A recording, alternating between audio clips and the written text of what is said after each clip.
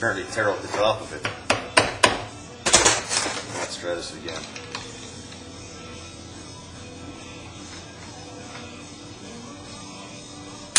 There we go. So they are quite tight. Now underneath this, there's a metal washer that you don't want to lose.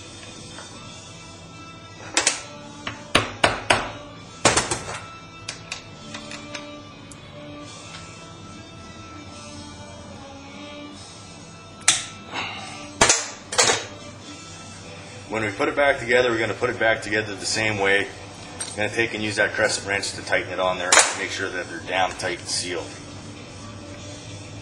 Now when you're taking these jets out, now we can assume that the engine was probably running fine at one time, and if no one's monkeyed with it, we want to know what the jet setting is going to be. So we're going to take and bottom the jet out lightly.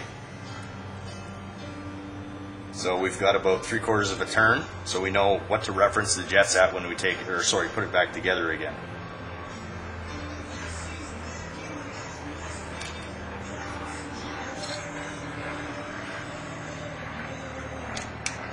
Now, this gasket,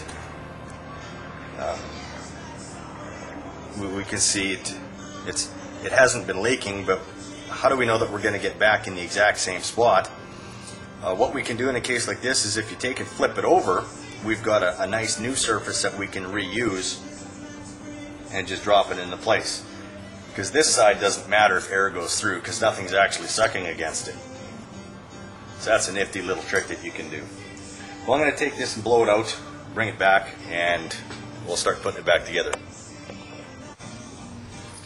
So I've gone and blown out the other part, and when you blow these out, hold them up to the light and make sure that you can see through all the orifices and stuff, and make sure that they, compare them to the other ones to see that, all the same size, so that you know that they're clean. So once you've blown it out, blow it out again just to be safe, and recheck them. Now, once you've sprayed the cleaner in here, depending how thick this stuff is, you can generally just wipe it out. You can get your fingers down in there.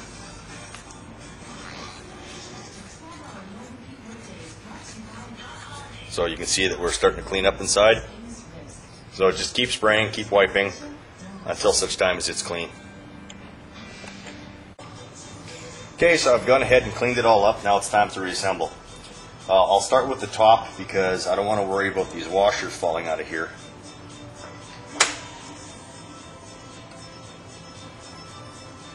So as I mentioned before, I'm going to tighten these with this wrench on the screwdriver to make sure that they're tight.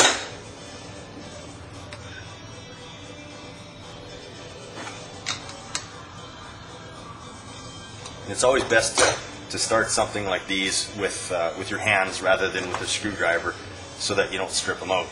Now, back to this piece. We're going to flip this guy over.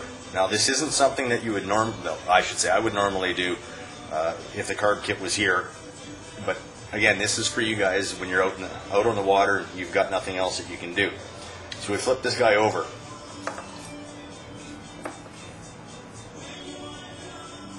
And put his little cap on.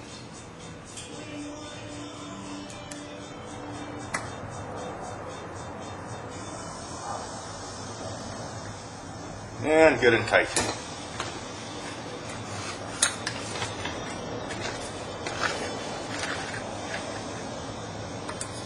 This is, in case you're wondering what holds a carburetor, it's cut up paper towel roll. I just put it over the jaw vise. Or I should say, the vice's jaws, so that I don't damage anything on the carbs. And when you're clamping in a vise, be careful that you don't damage the throttle plates, because you can catch them easy enough.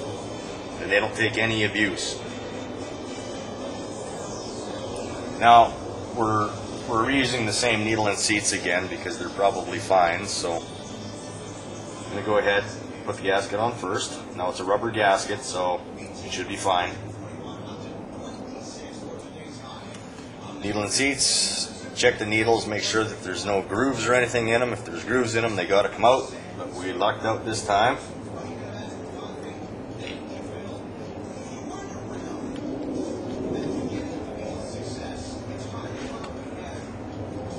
Now you'll notice that there's two floats in here. In the Johnson video, there's only one set of floats in each. So these carburetors act independently of one another, so you can have a rich or lean condition on one cylinder, which would be caused by the float.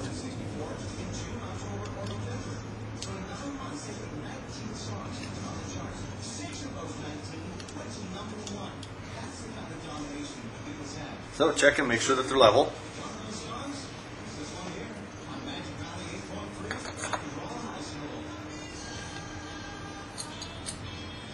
And put it all back together. Now you're probably asking, how do I test this and make sure it's going to work? Well, I don't run out to the lake because we don't have a lake close, so I'm hoping that we have an attachment for the dyno, and I can take and put it on the dyno and show you guys that it works when I'm done here. So if I don't have an attachment, I apologize, and this is the end of the video. But if I do have an attachment, you'll get to see it. Thanks for watching. So here's the 115 Yamaha hooked up to the dyno. So we'll take and see if that bog is